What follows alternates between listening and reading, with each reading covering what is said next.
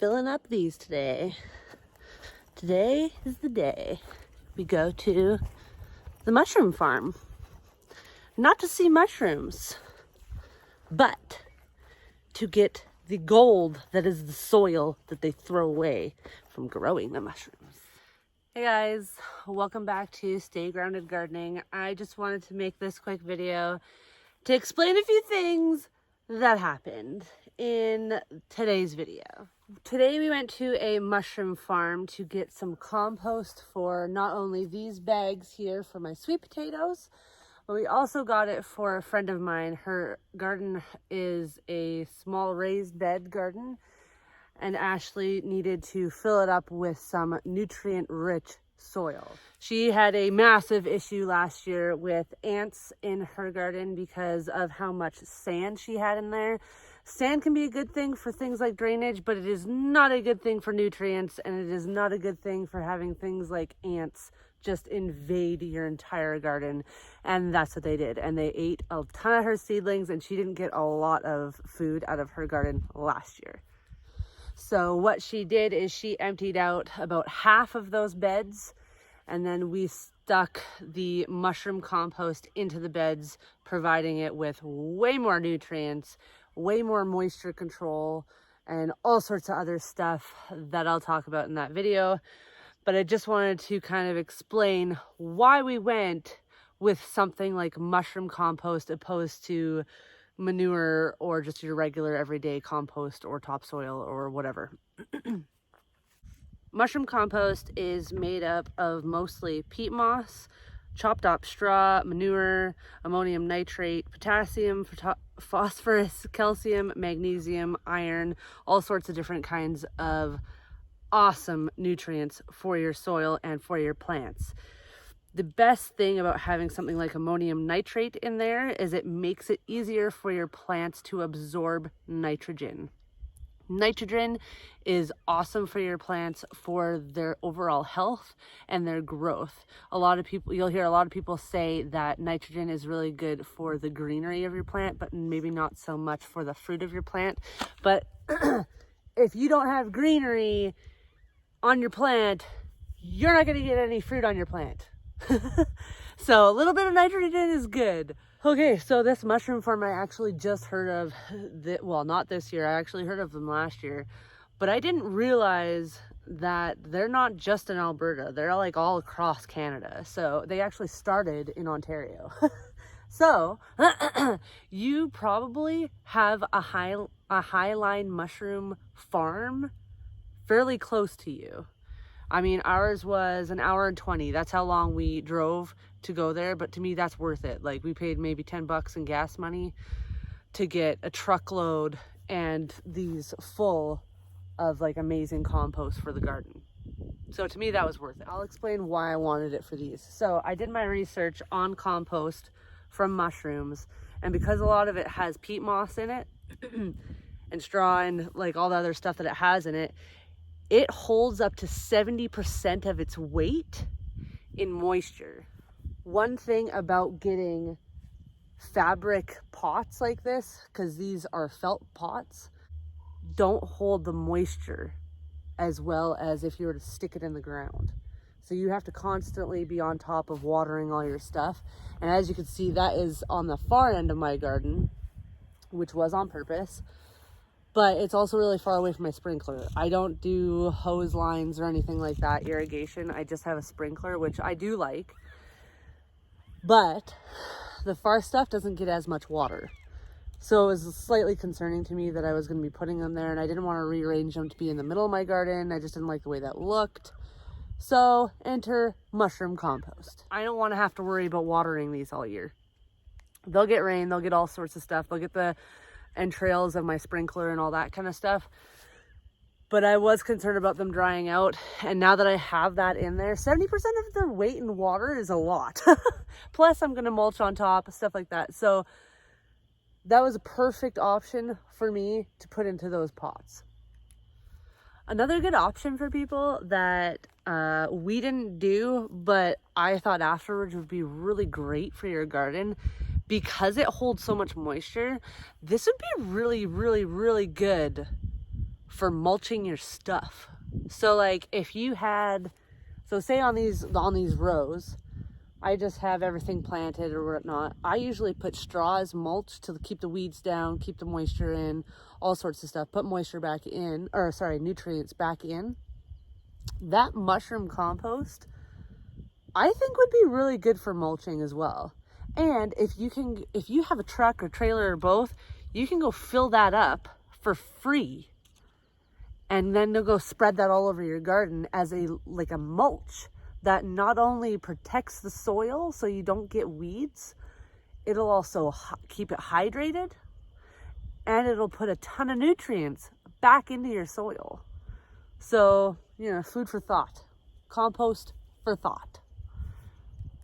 Anyways, I hope that explains this video a little bit better. I'm gonna let you get back to the video. I just wanted to come on here. It's the next day. The video is kind of all over the place. We went to Ashley's house. We started at my house. And then we went back to Ashley's house. So I just wanted to come on here, explain a little bit more of that so that you can understand kind of where I was going with it and why we did a whole trip. So Highline Mushroom Farm is where it was. It's just outside of Airdrie if you live in Alberta, and right off the highway, super easy to get to. And there was a ton of people there. You'll see that in the video. And they're in and out. So there's more than enough for a ton of people. So go load up. And yeah, hopefully that helps. Hopefully that explains why we wanted to go get the mushroom compost. Thank you for watching the video and enjoy. So I already set up my bags. But I need to fill them up. I just more or less wanted to see what they look like under the cages. So I'm going to be putting sweet potato slips in there, and then the greenery will grow up them. But I need to fill them up, and I'm just going to take them with us on our trip because I can actually put these bags in my car, and then we'll put the soil into the truck. And we're actually not just getting soil for these, we're getting soil for Ashley's garden, one of my best friends. So you heard me correctly, it's field trip day. Field trip. It's field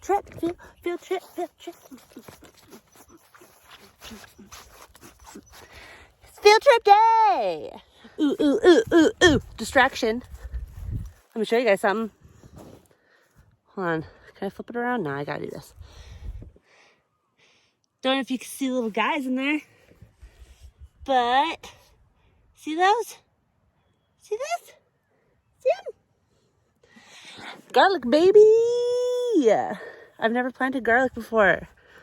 I did hardneck so that I could get scapes. Anyways, sidetrack. Squirrel. We are going there to mostly get soil for my friend Ashley, for her to raise the beds. I think they're about 3 foot by maybe 7 foot, 2 of them. She has very, very sandy soil. And I think what happened was when the people that made the raised beds that lived there prior, they put sand down before they put the raised beds down, and they didn't put any sort of barrier underneath the raised beds. So as worms came up from the ground underneath and into the beds, it mixed all the sand in there. So it ended up being super, super sandy soil.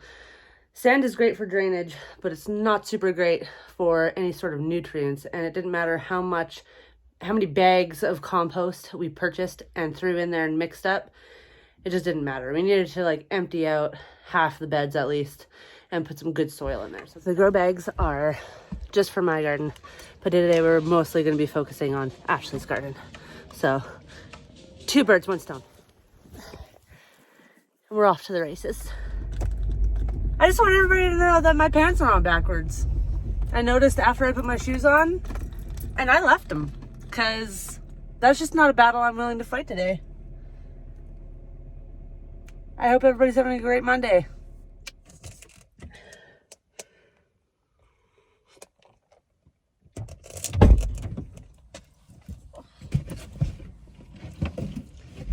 Enter Ashley.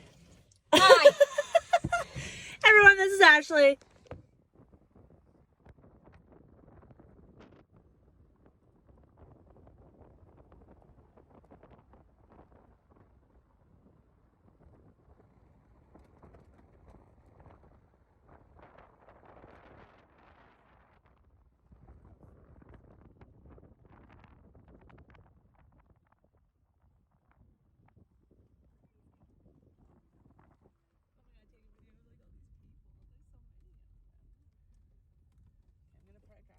These people are gonna think I'm crazy because I have videotape recorder. Here goes nothing.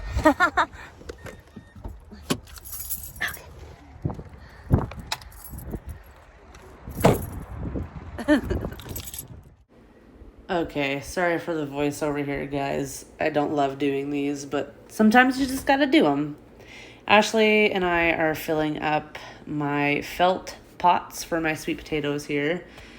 And this is where we first realized just how stinky and steamy these hills of compost were. So when we were filling up the back of the truck, basically all we were doing was trying to think of how big the beds were and how much we were going to need. The other cool thing is we saw a lot of other people with like Tupperware containers, with big buckets, stuff like that. And they were just putting into their car or their van, like you see in the picture behind us. People were just filling up things. So you don't necessarily need a truck or a trailer. You can just find some sort of container to put it in and then take it home. Now here we're filling up the rest of Ashley's beds, and you'll see at the very end of this time lapse that we probably could have gotten quite a bit more, because once this is watered and kind of lived in for a while, it's going to sink down quite a bit, especially because of how airy and fluffy this stuff is. So we do end up putting dirt on top of this, and it'll probably be a lot easier to plant things like lettuce and carrot seeds, and like the seeds are really small anyway, so it'll probably be better to put dirt on top. Okay. And finito. This stuff is so nice. So happy I found out about it. Okay, and we're back. Ashley's just going to be in the background, setting up her garden beds and figuring out where she wants her stuff. Finch is going to sit here, eat the mushroom compost. It's going to be a good time. When you feel this stuff and look at it, you can see just how full of all sorts of, like, I think that's hay. It's probably like a little bit of, see that white stuff? That's mushroom, that's fungus. But it's good stuff. These beds are about a foot and a little bit high, and she emptied out about half of them, and then we put that stuff on top to heal the soil underneath. Right now she's putting on soil from last year that she had actually in bags, and then some good soil that was in that pot already. So we're just topping it up so she can plant some seeds in it. We just finished planting, what did we plant? Planted radishes. We planted radishes, lettuce, peas. All right, this concludes the day trip with Ashley. Road trip. Field trip. Yeah, that was fill up her beds. Didn't show a ton of it, but you got the gist of it. I'll explain more. It was a lot of work. She's like a newfound respect for how much work I put into mine. And we'll see you at my house. Bye. All right, I hope you guys enjoyed the video. Ashley and I wanted to sign off on that one. I'll sign off on this one. Well, I hope you just have a great day. And thanks for watching. Make sure you like and subscribe if you haven't subscribed already. And I'm also on the Facebook and the Instagram. Smash the like button, smash the subscribe button, all the stuff and the things. I feel like I'm just gonna say that every single time. All the stuff and the things. Do it. Thanks.